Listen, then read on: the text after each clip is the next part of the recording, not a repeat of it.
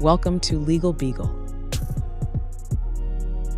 Hey everyone, welcome into an all-new episode of Legal Beagle with Kristina Lyke, the founder of Lyke Law PLLC. I'm your host, Mike Leon.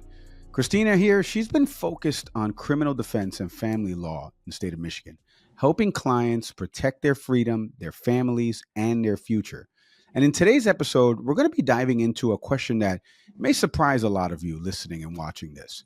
Can the court actually force you to go to therapy, take a parenting class, or complete anger management? Whether you're in a custody dispute or you're facing criminal charges, these orders, they kind of happen more often than you might think. And Christina's going to explain it all in just a second. Kristina, it's good to see you as always. So let's start with the high level question I just alluded to. Can a Michigan court legally order someone to take a parenting class, therapy, or anger management? Well, first of all, thanks for having me, Mike. It's good to be here. As to your question, yes, that's a simple answer right there. The courts can go and enforce people to do that. It can happen in criminal, and it can happen in family law. It can happen in civil. So yes, the simple answer is yes. So then the kind of cases you just mentioned are only family law and criminal, where the requirements are the most common? No, it happens in civil court. It happens in probate court too as well. Of course, I primarily focus on constitutional law and criminal and family law. So I'm more familiar with those courts than anything else. So what if the person, let's say the person just doesn't believe they need therapy, or they find, let's say, the class that they've been ordered to attend is unfair? Do they have to comply with the order? Great question. Yes. The simple answer is yes. The problem is a lot of people, well, first of all, you have orders when you have bond, and that's prior to any conviction in criminal law. And then you have orders with custody, with whether the referee gives an order, but the referee gives a recommendation for the court to give an order. So if that court gives you an order in family law, you have to do it. If you don't do it, you can get in some trouble. You can get in contempt. And we've done a lot of motions to hold people in contempt of court on our side of the fence. Let me ask you about how the court decides that someone has, and I'm using air quotes here, like a problem. Without a professional evaluation, how does the court decide someone does have a problem? So the professional evaluation, one should always have a professional evaluation done. And usually prior to court, I have someone have a professional evaluation, like if it's a mental health issue or if it's a substance issue, we'll have an evaluation done. So that helps us as litigants to go and take that matter to court and actually help the court decide more of a fair and equitable approach for your client too as well. But in my opinion, I don't believe that the court should issue any orders until there is a family assessment or a court evaluation, a mental health evaluation done, anything of that nature. You shouldn't really order, but it does happen because sometimes the court will see that there is an issue. For instance, like a drinking and driving. They'll maybe have an order for a substance assessment done. And that's okay to have that done. But to go and, they can't order you to take, medication unless it's in the probate court, of course. But that's not in my field. But as to what I said, they can order you these things. But again, it's always good to have a professional help the court. Kristina, let me ask you about when kids are involved in this situation. Can a parent lose custody, parenting time rights for refusing to comply with these recommended classes or programs? So there's two answers to this. So this is yes and a no question, right? Because first of all, I would say yes, because you're not following court's orders, and we go through the best interest factors. And one of those factors is that we have the catch-all phrase, and we also have factor F, which is morale clause. So if you're not following the court's orders, that shows to the court possibly you're not going to follow any of the orders of parenting time or maybe custody. So for instance, you might not pick up the child at the correct time period. You might not go and give the child back to the other person. It depends on what the family situation is and what the facts are to the court. But the no answer to this is that you just can't go and take somebody's parenting time away for like if a violation for a court order, because there's show cause motions for that, and we can get to that another time. But I want to say this is that it's always best, and the court always looks to the best interest factors, in order to change parenting time or change custody, because they have to go through all those factors, and they just can't go, and just because somebody makes one mistake, you can't change the whole order, Right. because you have to Well, look at the best interest of that child. right, right. You're right. So, what about substance like testing? Can the court order like a random drug test, alcohol test, even if someone hasn't been convicted? Yes, and that happens a lot during bond conditions. So, and bond conditions are prior to arraignment, or excuse me, during arraignment, you get bond conditions. So, yes, that does happen.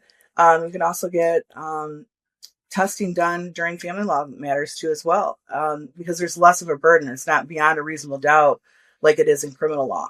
So, they can actually order those and make sure.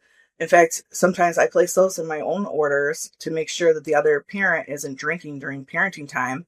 And if the other parent does suspect that parent of drinking, then they have to go get a PBT done, or another test, that actually a 10 panel test.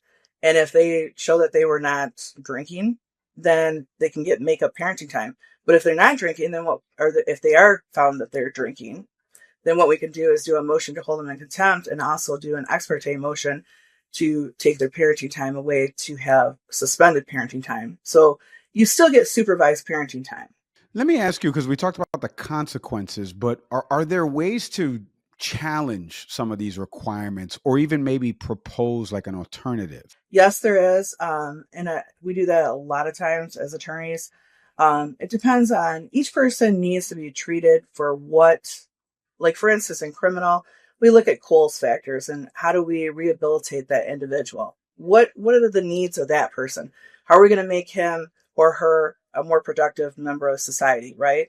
So what we do is, that's when I come in, and prior to even negotiating something with the prosecutor, I try to, like, if they have an anger management problem, I might have them take an anger management class or counseling, and that counselor will give me a letter to show where they're at, or maybe that they're doing better since the time period of when the crime was committed. And I can actually take that into court, or I can use it for negotiation purposes. But a lot of times you can do a motion to amend the bond. You can do a motion to change the terms of, like, maybe there's something in the order for family law that you have to have all these tests done, and you have to go to certain counseling appointments. And that gets very expensive, especially for, individuals who cannot afford it. And there's, this class that you have indigent, they do have a lot of classes that are paid for and things of that nature through the court systems, but not for that, like right over that borderline, the middle class. They don't have all these programs for a lot of times for the middle class people that can't afford this stuff. So sometimes what we need to do is we need to do a motion to amend those terms and show that they have changed or this is under control. What about the judges in these cases? How do they view, let's say, somebody complying with the orders? Does it help that client's outcomes potentially? Absolutely. So let's start with criminal law first. Let's say that your client is absolutely doing wonderful on bond, didn't have any bond violations, didn't leave the state of Michigan or anything of that nature, did all his drug testing and alcohol, all negative, right? We'll utilize that in sentencing as to look what he's done, look at all the testing time periods that he's actually or she has done during this time period. I know that the court wants more testing done during the probation of this individual. However, let's look at all these positive or negative tests that he's had and all the payments that he's had to endure. And he might have been on probation for more than a year, because that does happen sometimes, or 6 months. And so that does affect the judge, and the judge will say sometimes, all right, well, put him on probation for a year, but after 6 months, if tested all clean, possibly no drug test, just give me a motion, something of that nature. And then in family law, the same thing, we can always do a motion to, if they follow all the orders, that actually gives them a good heads up, like a good starter block for like a trial. Like if we're doing a divorce trial, or if we're doing a custody trial, you're following the court's orders and the other parent is not, that's an issue. Plus, if you're not following the orders, like if we have a domestic without children, then that helps. Like, for instance, the other party might be able to take control of all the finances and make sure that they're in charge of selling the house. So following the orders is very important. And I always tell this to the judge that if, one person's not following the order, they're treating it like it's the lining of a bird cage, and the judge doesn't like their orders not followed. And I certainly wouldn't either. It's a good analogy. So let me ask you, for someone that's listening to this right now, what advice would you give them? Let's say they feel like these court order programs are being used to control them, maybe punish them. What piece of advice would you give to them? I would say this, that some orders are controlling, some orders are actually punishing the individual because it's their sentencing. But give it some time, always hire an attorney to try to figure out what we can do to maybe try to shorten the time period, or maybe take some of those restrictions off. Because there's a lot of different ways that we utilize in our office, like with counseling and maybe having an expert go and do a whole different analysis than what the court actually does. Because we have court people that do the testing, but you actually pay for the expert that actually does a recommendation for you. It actually is very much more helpful to the courts because they put more emphasis on the individual and the more criteria is in that document. So it's best to hire an attorney because, like myself, I always have the experts there to help the individual. But I will say this, orders are to be followed, and make sure you do follow the orders of the court because you can be held in contempt of court. Yeah. Kristina, thank you for the time and insights as always on this. We truly appreciate it. Thank you. And thank you to everyone out there listening to this installment of Legal Beagle. Look, these court-ordered programs, they can feel intrusive, like Kristina mentioned, but they're often used as tools. They're not punishments, okay? Knowing when to comply, when to push back, and how to navigate the system is key. And if you're feeling overwhelmed or unfairly targeted, Kristina Lyke is ready to help you stand your ground. Do me a favor, visit likelaw.com to schedule a consultation and talk to Kristina and the team. And don't forget to subscribe, leave a review and comment, or share this episode with someone who needs to hear it. As always, I'm Mike Leon. See everybody next time.